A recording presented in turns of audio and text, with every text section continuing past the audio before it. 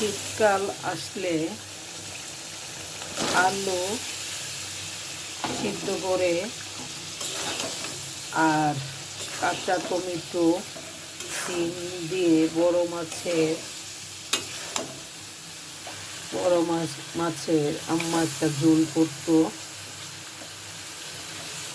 ধনিয়া পাতা দিয়ে। সত্যি শীতকালে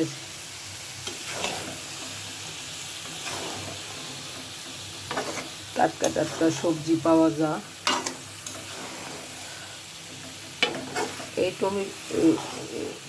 এই তরকারিতে কাঁচা টমেটো দিয়ে তরকারিটা বেশি মজা হয়। আর তরকারিটা আম্মা সকাল সকাল রান্না করে ফেলতো, ঠান্ডা হলে তরকারিটা আরও মজা লাগে।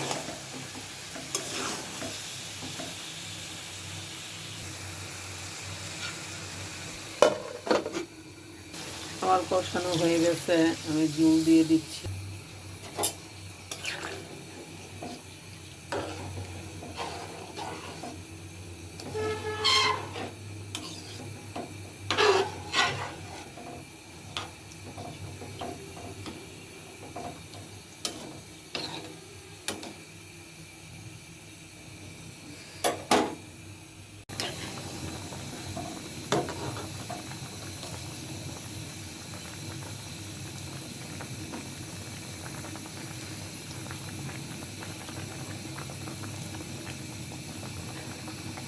আমার তরকারিটা রান্না হয়ে গেছে। আমার আম্মা এভাবে তরকারি রান্না করতো।